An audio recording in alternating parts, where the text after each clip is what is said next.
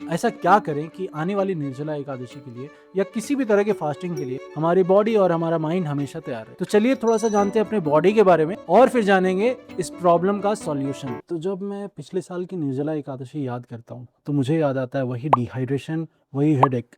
और जैसे जैसे इस साल की निर्जला एकादशी पास आ रही है मुझे वही डर खाया जा रहा है। लेकिन मैं इस बार ऐसा नहीं होने दूंगा क्योंकि मैंने अपना प्रिपरेशन 13 दिन पहले ही स्टार्ट कर दिया है। फास्टिंग हम करते हैं इसी बॉडी के थ्रू, लेकिन हमें इस बॉडी के बारे में कुछ भी नहीं पता है। तो इसलिए पहले इस बॉडी के बारे में जानना बहुत इंपॉर्टेंट है। कुछ लोग बिना कुछ खाए पिए भूखे प्यासे ऐसे ही रह जाते और किसी को कानों कान खबर नहीं पड़ती। और फिर आते मेरे जैसे लोग जो फास्टिंग करके ऐसे हो जाते हैं जैसे कहाँ आ गए, क्या हो रहा है, कुछ पता ही नहीं चल रहा। और इसका रीजन छुपा है इस एक चीज में जिसका नाम है ग्लूकोज। हमारी बॉडी एक्चुअली एक मशीन की तरह है और जिस तरह एक मशीन का पावर हाउस होता है उसका जनरेटर या फिर उसका इंजन, उसी तरह हमारे बॉडी का पावर हाउस होता है हमारा सेल्स यानी कि कोशिकाएं। अब इंजन जो है वो खुद से तो एनर्जी नहीं बनाते, उसमें हमें फ्यूल डालना पड़ता है जैसे कि केरोसिन, पेट्रोल, डीजल। ठीक वैसे ही हमारे सेल्स का जो फ्यूल है वो है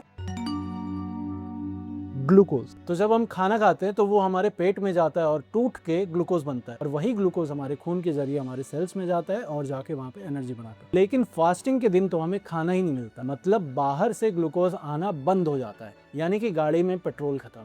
तो जो लोग गाड़ी चलाते हैं उनको पता होगा कि गाड़ी का जब तेल खत्म होता है तो हम लोग उसको रिजर्व में डालते हैं। वैसे ही भगवान ने हमारे बॉडी में भी एक नेचुरल रिजर्व टैंक बनाया है। हम जब भी कोई खाना खाते हैं तो वो ग्लूकोज में तो टूट जाता है, उससे हम लोग एनर्जी यूज कर लेते हैं, लेकिन बचा हुआ जो ग्लूकोज है वो लिवर और मसल्स में स्टोर हो जाता है। तो ऐसे ही जो हमारा बॉडी है वो बचा हुआ ग्लूकोज यूज करने लगता है। लेकिन जब ये वाला रिजर्व भी खत्म हो जाता है तो बॉडी ये जो बचा हुआ फैट है इसको जलाने लगता है और यहीं से सारा प्रॉब्लम स्टार्ट होता है।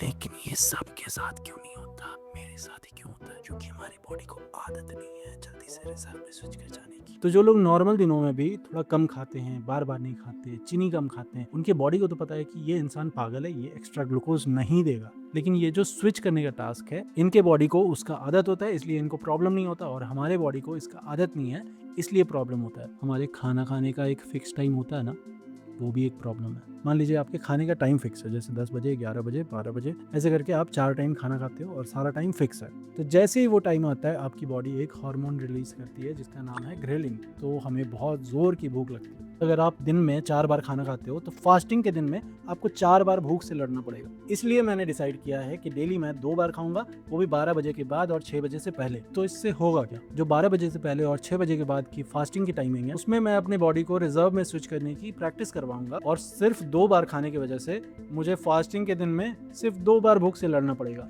तो ऐसे करके मैं भूख को कंट्रोल कर लूंगा। लेकिन निर्जला में तो पानी भी नहीं पीते, तो इसलिए हम खुद को हाइड्रेट करेंगे।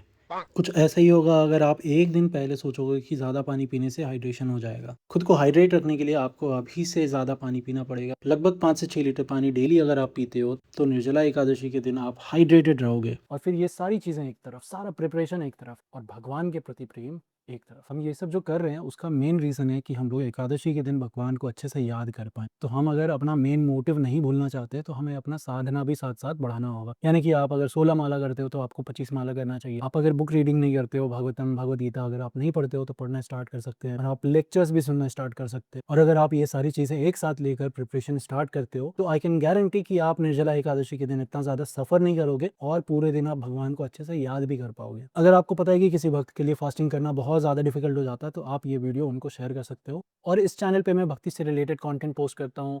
इस चैनल का नाम ही है कंटेंट फॉर डिवोटीज। तो अगर आप भी भक्ति प्रैक्टिस करते हो तो इस चैनल को फॉलो कर सकते हो। हरे कृष्णा।